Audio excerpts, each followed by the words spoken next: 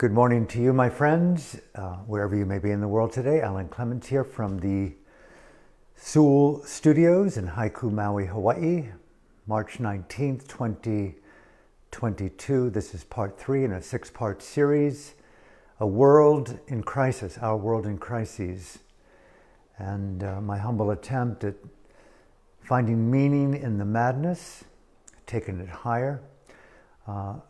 I've been speaking the last several days for my importance of the power of human speech, linguistic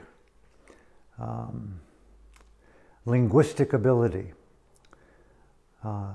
auditory aesthetics, the art of interactive, intersubjective Ubuntufication of shared space. I am as intimately connected to you as you are as intimately connected to us. This cognitive ecosystem of interdependence and learning over our lifetime the beauty, the artfulness of using language, the art of language, the art of listening, all of which sound ordinary and cliched until there are obstacles and challenges and arguments and resentments. And when we look around the world today, just to pause and to feel and to see and to hear the interactive media narratives that are focused on the circumstances on our beloved planet, here spinning around a sunball in an infinite universe, and we are magnifying the collective psyche through the lens of the media and the narratives of those who hold those narratives. In a collective language that is illuminating the inability, a world in crisis to me speaks to an inability to communicate with harmony, with beauty, with love.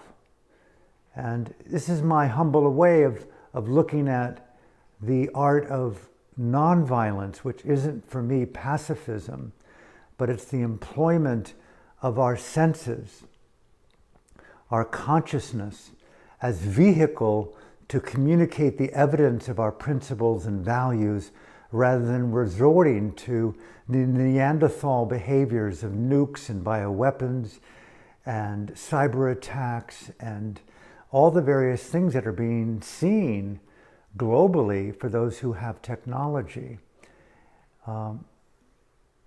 through this insanity called man's inhumanity to man, times in magnified, times infinity.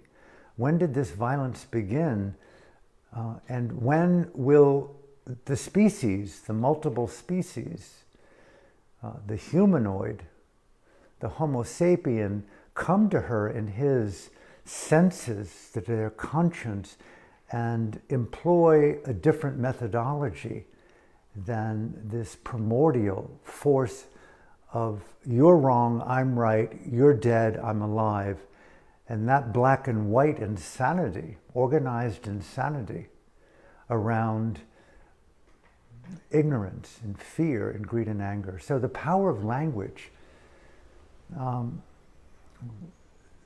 the study of auditory aesthetics. We've talked so much over the decades as yogis and individual beings dedicated to Dharma about being present. But very little has been said about the utilization of the concentric expression of intelligences.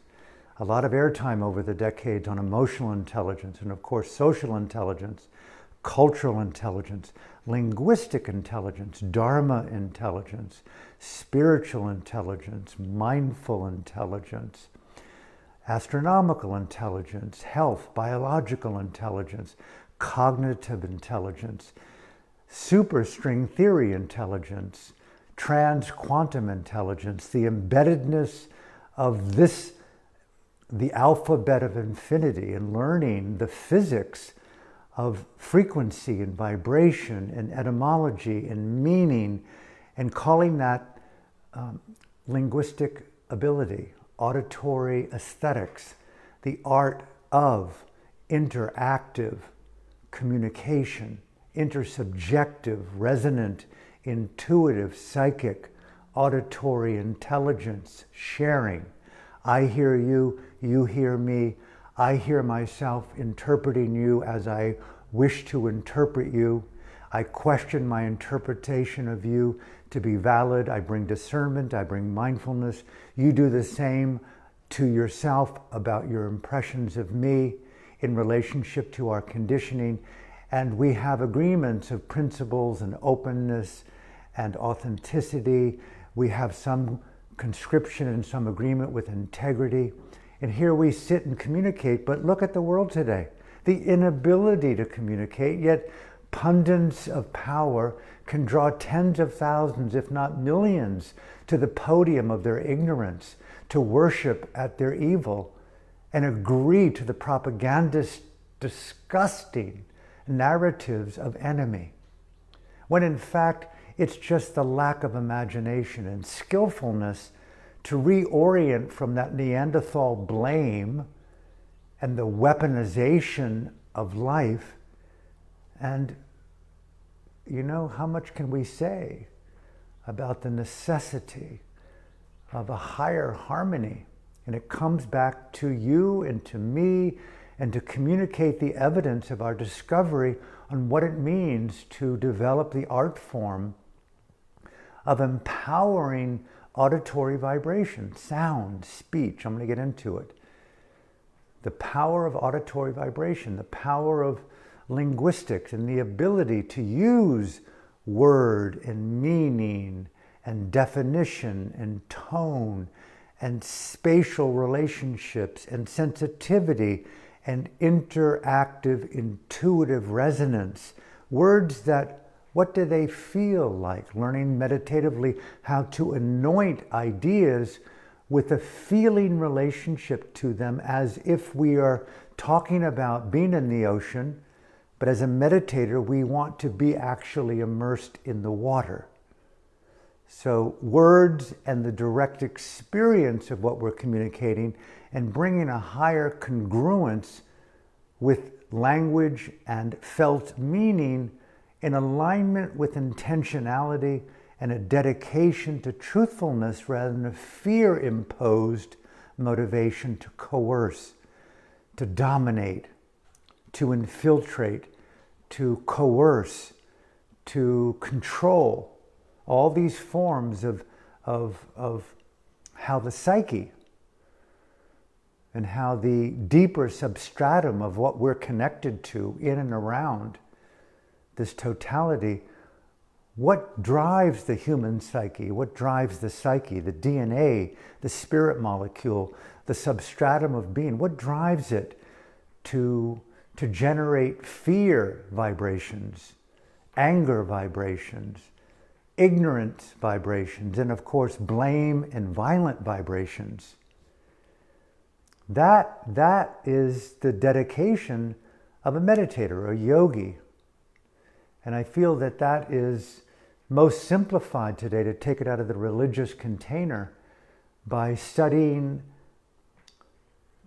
the experiential nature of linguistics and language and speech and listening and all the things that come with the cliche of being present. Immediacy, spontaneity, reciprocity, nimbleness. How often we knowingly and unknowingly evaluate a communication by how intelligent and how interesting it feels. how we associate with new information, new meaning, new definition, new frontiers, how we evoke in each other the poetry of wonderment and of adventure, mystical adventure, cognitive adventure, psychedelic adventure, meditative adventure, and even the intelligence of silence. You know, one of my, just meandering here in my improvisational normal manner, you know, having spent a proportionate period of my life in monastic settings, and very few people know really what monastic settings are really about. And you could be a monk or a nun in a monastic setting, but not really have access to the more attuned or finer expressions, if you will, of women and men, normally nuns and monks, who've been there longer, who've had more interesting apprenticeships, who have accessed more dimensional aspects of consciousness, who've studied tonality and etymology and vibrational meaning. I mean, meditation is really the felt experiential study of intelligence for the purpose of elevating the good, the true, and the beautiful.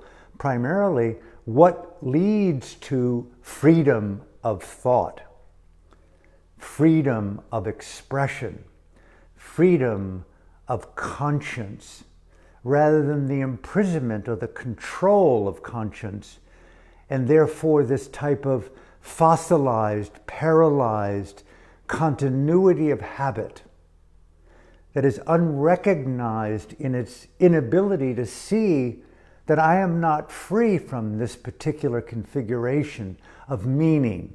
I am using the meaning of this auditory frequency wrongly. No, this isn't love, that's hate. And how many people justify attachment in the name of unconditional love? Look at all the ways in which we imbue words and relationship and meaning with false narratives because we don't have the skill to mindfully and linguistically and meditatively enter in and question the meaning of something. As Elie Wiesel said, which could never be forgotten, the great Nobel laureate from Israel who spent 5 years in Auschwitz, his epic short memoir called Night, favor the question.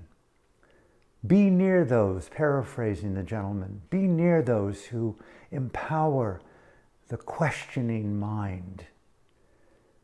Be weary and watchful of those who speak in absolutes and who come across with this form of unquestioned certainty.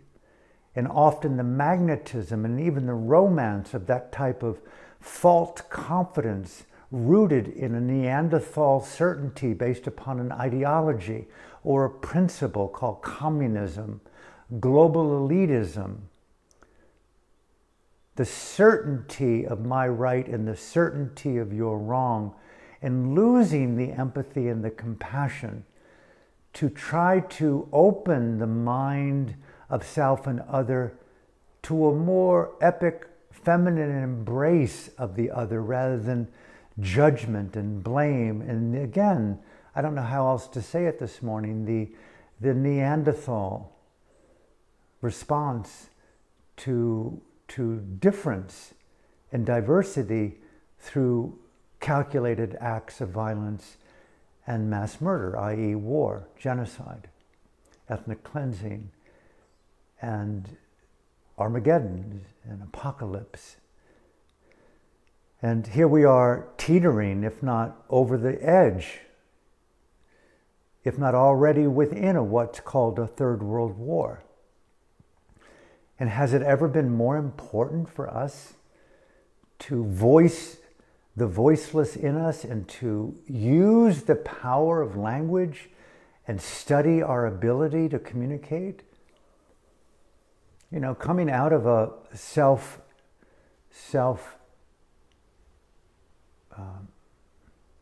self-desired sacred retreat over these last months.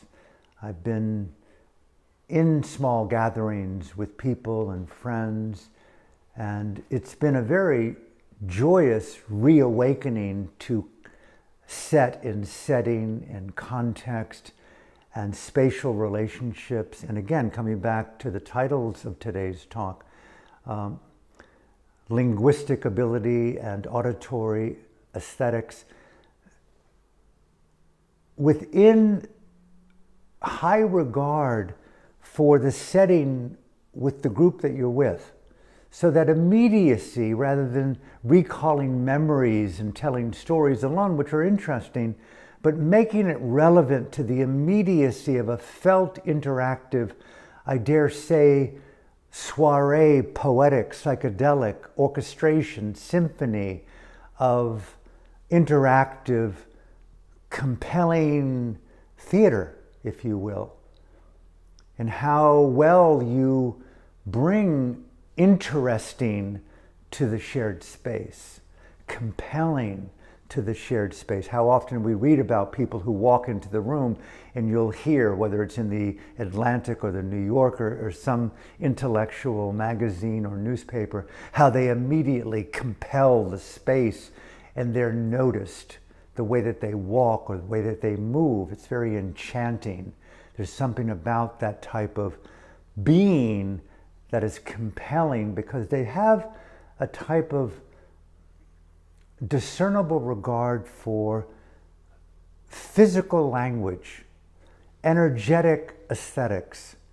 You could even go as far as to say that there's an existential embodiment of energy. Isn't just a concept of the ineffable, an existential body that is in and around our biological body, our physical body, our perhaps spiritual body, our quantum bodies, perhaps even a trans existential epidermal body that, beyond oneness, yet there is still individuality. How amazing that we're in this quantum physics of everything, everywhere, blending seamlessly at the same time. A remarkable ability to look out at other and yet being inseparable from other as self. It's really pretty miraculous and pretty maddening to think that we're in this situation. And for me, one of the most important elements are to know my mind is to study the six senses and their ways of expression. And for me personally, mixing activism and theater and artfulness with my yoga and my dharma, it keeps it very creative. It takes it out of the unrecognized desire to have a gig, rather than the freedom to keep exploring new, innovative ways of artful expression. And it gives me personally, I don't try to sell it to anyone, but it gives me a certain sense of meaning and stature and purpose. And it's really beautifully felt and evolved in settings with other people who love to play in the aesthetic of a psychedelic immediacy. What I mean by the psychedelic here is that it's really transordinary. There's something so precious about realizing how finite our lives are. It just brings to the forefront if there's a word beyond sacredness, the immediacy of a breathtaking intimacy that plays such high stakes with present time presence, with whom you're with, and even when alone, as we were encouraged in monastic settings, abide as if you're in the company, because you are, of unseen deities. We always lived in recognition to deities and devas and brahmas and petas and disembodied beings like ghosts. You're always in context, young monk. You are not alone in this universe of dimensionality. As you meditate more, you'll begin to see the inherent dimensionality of coexistence, rather than the fractured narratives of one-dimensional human plain ordinariness based upon your own selected conditioning, the narrowness of these cognitive suburbs. Meditation relaxes boundary, and it really empowers the freedom to relax from self-constructed conflict, self-constructed separation. It's the empowerment of self-intimacy and the intimacy with others, which is about communication. So allow me here, coming to the end of today's sharing, and I'll continue it for the next couple of days in this 6-part series, is we hear about the Universal Declaration of Human Rights a lot. I think it's 30 articles agreed upon by the women and men, initiated by the late Eleanor Roosevelt, I think back in the mid-40s, post-World War II. A sacred agreement, if you will, an abstract that was made real by dialogue about what constitutes freedom in our precious world. And they came up with these 30 articles of essential, incorruptible ultimately, in that they're innate, although corrupted by the manipulations and the interpretations and the abuse of other humanoids. These 3 pages of 30 articles enshrine the magnificence of freedom. Take away a woman or a man or an animal's freedom and they're caged. And many of you know, in my own humble way, I've tried to bring the voices of the imprisoned, those boys and girls and men and women who chose conscience and freedom of speech and expression over conformity and obligation to tyranny. Those prisoners of conscience, to me, in my humble investigation, have been the true heroines and heroes, the teachers, the Kalyanamitas, along with my own Dhamma teachers in my own home spiritual country of Myanmar, Burma. They're the ones who've touched, and I've been blessed to be near, kneel near, listen close to the voices of their discovery, of what freedom meant to them, even confined by the iron bar, deprived of medicine and family, of food, of shelter, of comfort, of security, even the sound of a friend, no visitors. And yet, the human psyche, they empowered freedom of conscience. Keep choosing freedom, I heard U Win Tin tell me, the great hero of freedom and conscience and dignity in his beloved Burma. Keep choosing freedom of self-speech, even though you're not talking to someone else. And yogis and meditators, it's what they're doing in meditation, what they're doing in yoga is the developmental intelligence, if you will, in my humble interpretation, of the asana of freedom, not the asana of a particular physical form, not to sit still or to angle the body in a particular way alone.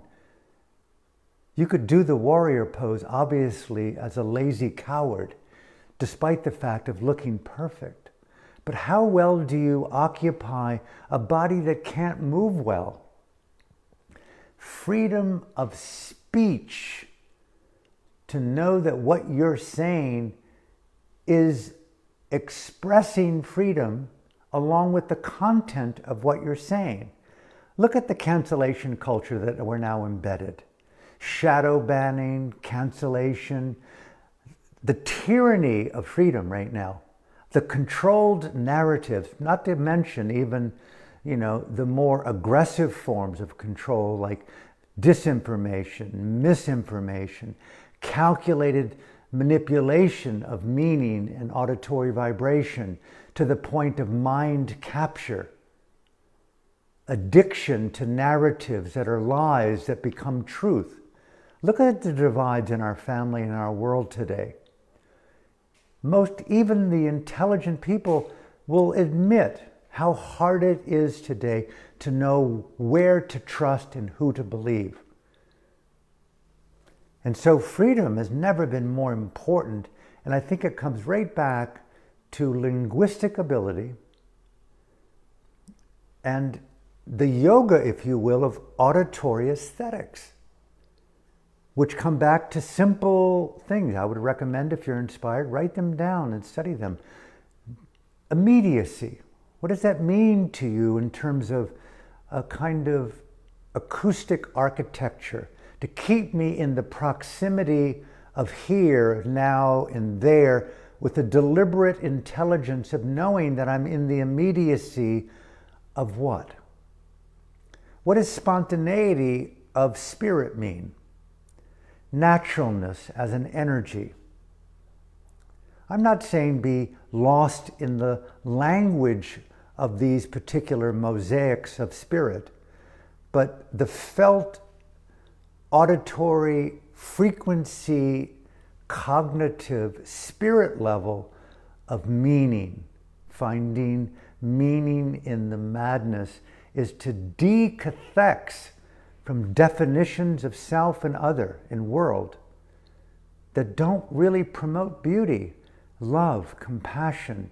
And to me, the highest music that I can do, I love extemporaneous existential jazz. It's a unique thing that I've come forth in my own life. There's something about improvisational theater. I started about 22 years ago. I was very adept in my memorized Dharma talks, and they work really well. But I was inspired in Burma by the art form of language in spoken word and in comedy. And I decided to just simply speak freely and to keep alive the spontaneity of an immediate felt interaction with other for the purpose of keeping freedom of expression alive during my lifetime in my own humble way as the safeguard against war, violence, and genocide. I have a terrible fear, now that I've interviewed so many political prisoners, of being incarcerated. I have a fear of losing my voice, a fear of losing my sight. I'll challenge those fears, and maybe at one point I'll be in an embryo again in my mother's womb where I don't speak except that I'm aware. This consciousness. And while I'm alive and while I have some cognitive skill to work with it, strengthen the muscles of our freedom, of speech and expression. And furthermore, the measure of love is how well we can argue, how well we can disagree, how well we can accept beliefs and ideas through media, through books, through radio, through theater, through all medias across all frontiers, and still rejoice because we both empower freedom. In dictatorship and totalitarianism is the absence of free speech, a disregard for the theater of language, the poetry of the spirit, the musicality of human consciousness through the senses. Meditation in monasteries, in my humble experience, primarily in Burma, is the study of the aesthetics of consciousness through the senses for the purpose of keeping alive freedom, not a religion, but freedom. So we have freedom of speech, which means, do you realize that you're speaking and you're keeping alive freedom? And then there's the freedom, are you really free in the what?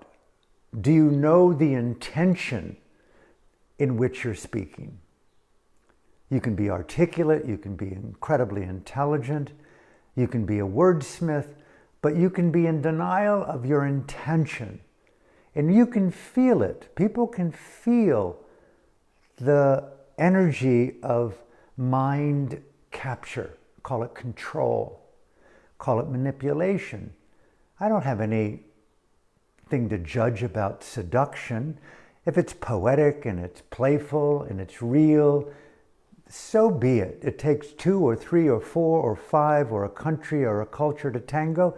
Dance high and sometimes walk away. But to know your intention, there's something so beautiful about safety. It's all relative, of course. But there's something beautiful about an individual when she or he is playing in the existential spontaneity of their love of auditory aesthetics and developing their ability linguistically to study immediacy, that they have an intimate relationship to intentionality. Yes, I want to speak truthfully with you. How many of us have known sociopathic manipulators? How many of us have been in relationships of being pathologically love-bombed, as the cliche may be expressed?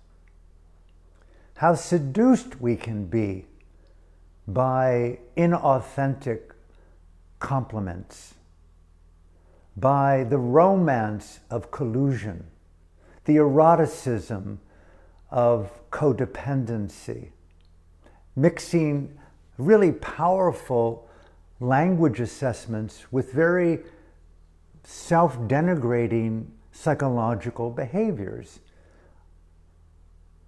And that level of non-understanding of your own soul vocabulary, intention being a category of that soul coding language. Another is call it the choice of words.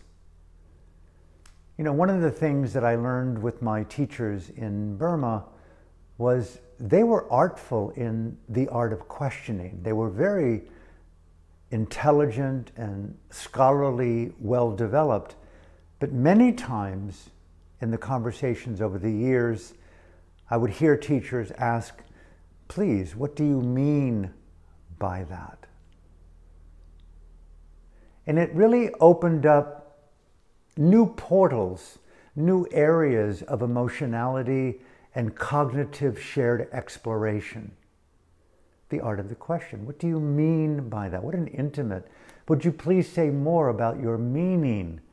Not to put them on the psychic spot particularly, the artfulness of creating an interesting, authentic, psychedelic soiree of discovery to new frontiers and new formations of linguistic ability and the evolution of auditory aesthetics.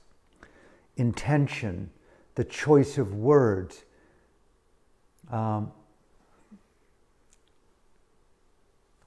We've all learned enunciation, pronunciation, tonality.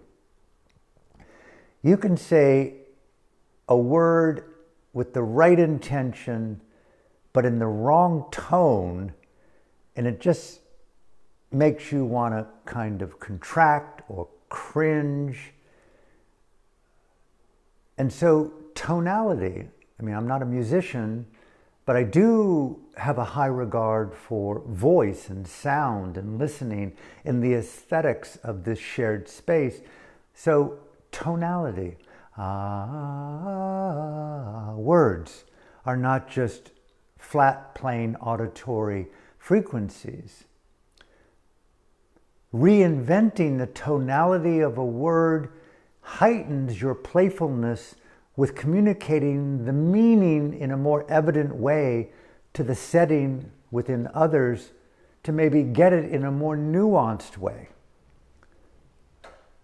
So tonality, intentionality, timing, linguistic ability, acoustic aesthetic timing. Obviously, we can do things and say things or refrain from saying things, and we're really missing the skillfulness of timing. It's a very delicate area of aesthetic in interrelational space, is the tone, the word, the intention. And timing isn't just the day or the week or the hour, but it's a high regard for the setting, the momentary setting within the setting, the contexts. You know, when you're on a psychedelic, whether it be a super ooper micro dose of intimate awakening, or you have another level of dose, multiplicity of contexts are more visibly felt. And so the timing to anoint that context of shared space with information that you want to share, and circling back around to interact with the story, making a collage of intersecting narratives so that you're playing with timing in a multidimensional way. Call it the theory of relativity in a very relative sense on an auditory cognitive psychedelic intimacy. And it keeps alive radical interest in intimacy, and again coming back to space. Timing is a lot about, I think, an individual's ability to manifest dignified silence. And in the absence of speech does not immediately mean that the mind is silent, but it's feeling, and it's able to pause, and it's able to breathe. It's a kind of existential cognitive pranayama, if you will. It's playing with deliberate energies within the aesthetic of auditory frequencies as a felt reality. I don't want to be biased or prejudiced or detrimental here, but you can, as meditators and as psychonauts together, and yogis, you can really feel people's frequency skills and how well do they occupy in their posture. This is really precious to me to be here with you. This is really precious. And it's like the first thing for me in what I would call romantic, eroticized existential chemistry is the immediacy of you being felt in the other, and me being able to see this is important to her. You're important to me because I'm important to me, and importance to me is communicated through dignity, through integrity, through listening. I am a musician of the spirit. Tantra, right? I mean, those of you who've lived as nuns and monks know what I'm saying isn't just hieroglyphics. This isn't just some quantum braille. This is coming from a humble experience of someone who struggled most of my young life to speak. And how easy it is to live in the conformity and the shadows of falsely imbuing people's ideas of what intelligence is, or loquacious speech is, or articulation is. How many people? I mean, I really love poetry and studying some of the poets. I know René Rilke. You know, his father and mother were just adamant that he be something that he's not. They dressed him as a young woman, a young girl, because his sister died early. René Marie Rilke. And his father was an adamant military man during a time way back, and put him in a military institution to masculinize him, if there's a word. And he, as very effeminate, powerfully effeminate, poetically effeminate, beautifully acquainted with his feminine spirit of feeling, integrity of his inner voices, in conformity with the tyranny of a dominating masculine propaganda. I want you to be what I want you to be. And so they put him in a military home, and he found his voice because he was being tyrannized, as I read, by the other boys there. And so he hid behind a darkened wall with a candle. And if I'm not incorrect, he made that classic line, I want to be with only those who know the secret things or alone in life. There's something so trans-roomy, so beautiful about that, about the aesthetics, not just of auditory vibration and being open. We have to deal with all types of energies, but when it comes down to the fidelity and the chemistry of intimacy and eroticism, I don't mean sexual eroticism alone, but hyper-creative, bodhisattvic spirit-infused ubuntification of I am you, you are me, my dignity and yours are interrelated. Let's poeticize our individuality together and play in the shared space of intimate musicality. Let's do existential jazz together in a duo of love with my autonomy and your autonomy floating in shared space. And we play in the music of freedom together. We go home and kiss together from a distance and make love right here and now, embodied in the flesh of one mind, one body. In breath, out breath. All knowing that we're going to die, and as my friend Bodhi B has said, and we don't know when. The poignancy and the sacredness of what I feel heightens my desire.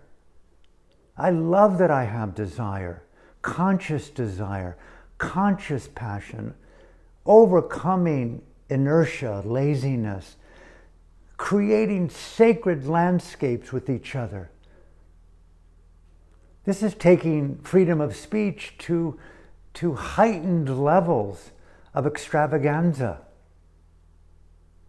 Creating theaters of poetry that are only going to be felt and known through time and quantum visuality. They're not going to be recorded on tape or made into films or posted and transcribed in books alone. Poetry, to me, as it's been said and felt in my own life, is an auditory frequency sharing. Poetry is meant to be heard and felt. Dhamma is meant to be heard and felt. Freedom is meant to be heard, felt, co-created.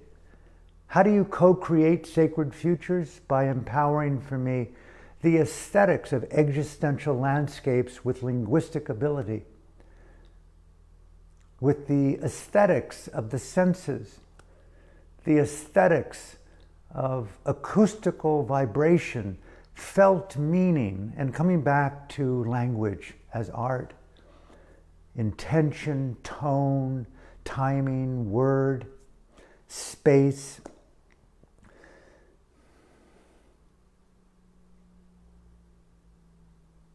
You do it because it's true, not because of the outcome. Yes, it's human to have a desire for outcome. You meet someone you really feel alive with, there's desire for a next iteration of intimate proximity, not an outcome. But there are those who are insecure enough to really want to have an outcome that camouflages their persona. It's more about the inability to see manipulation, control, fear, self-shame, and you dress it up in the language of romance, seduction, inauthentic truth-sharing. So to have an energy that's speaking like a rose freely emanates its fragrance. It doesn't ask space, can I be fragrant?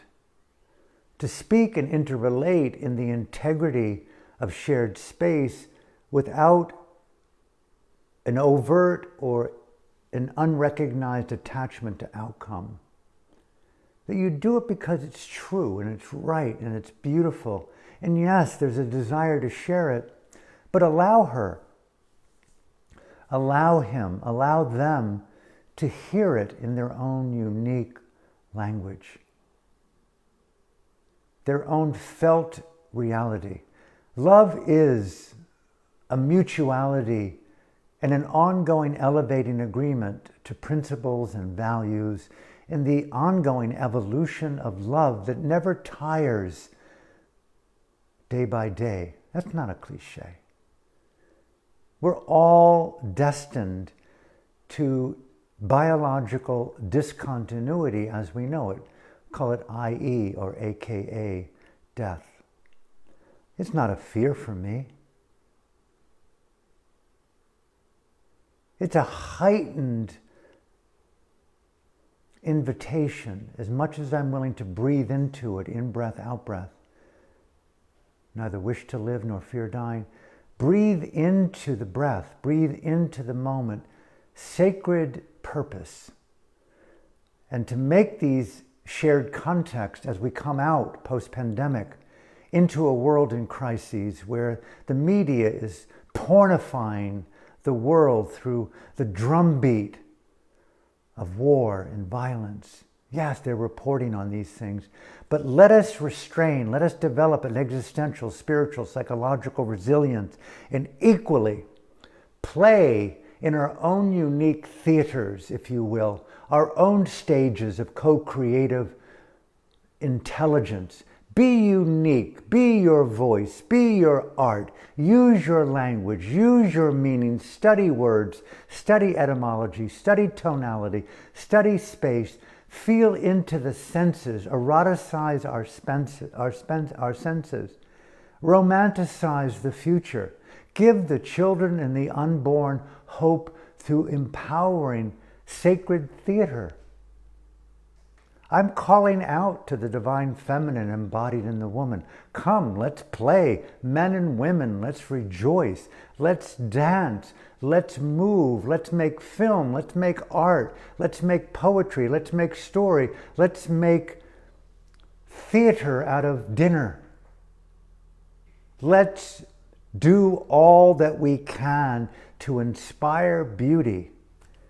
Because in the absence of beauty, there's predictability, and that predictability often drops into conformity, and conformity narrows cognitive and physical, mental, emotional freedom, and gives rise to those who are so insecure they want to dominate, and so control becomes the operative definition of democracy.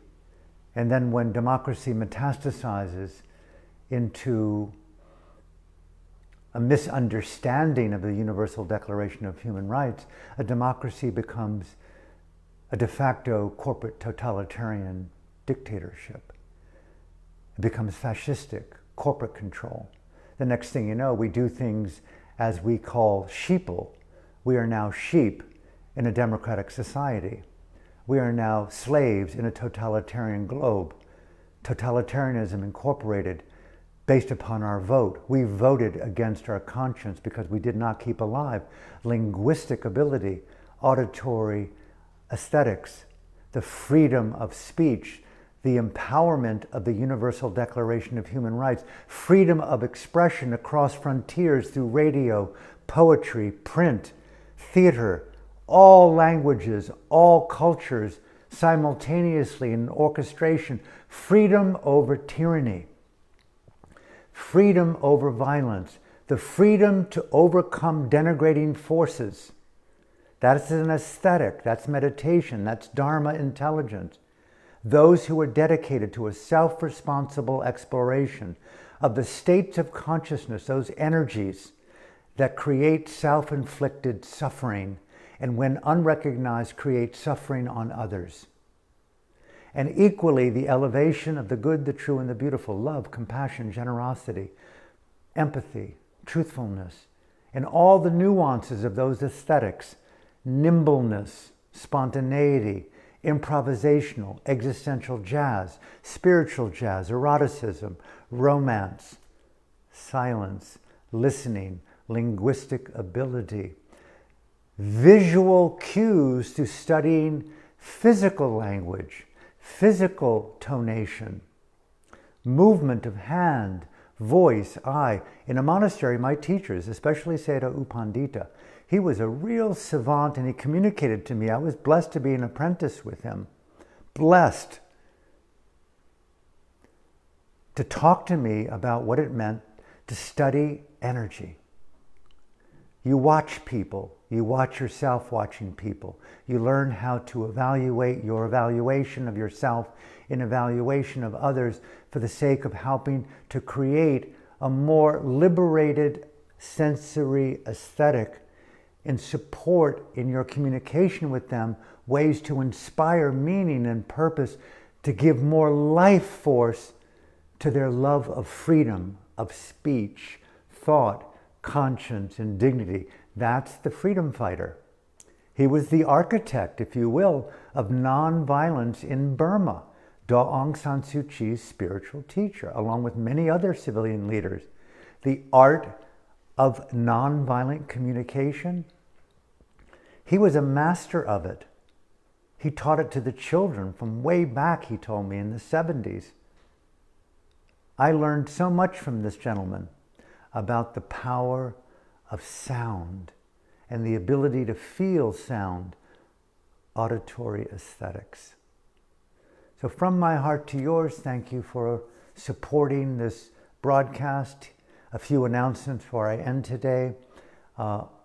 My supporter here where I am staying, Mr. Tom Sewell and his beloved wife, Michelle, are hosting an exquisite world-class concert here on their magnificent property at 635 East Ku'iaha. Write it down, March 22nd. I'm not sure what day of the week it is, not hard to find. 5 p.m., a token entry of $50. Come, bring your friends, dress up. Bring your artful, linguistic, sensitive, heartfelt listening, communication aesthetic. 3 world-class musicians. I was blessed to meet the cellist Muriel Roberts the other evening, a magnetic, fascinating woman, briefly interacted.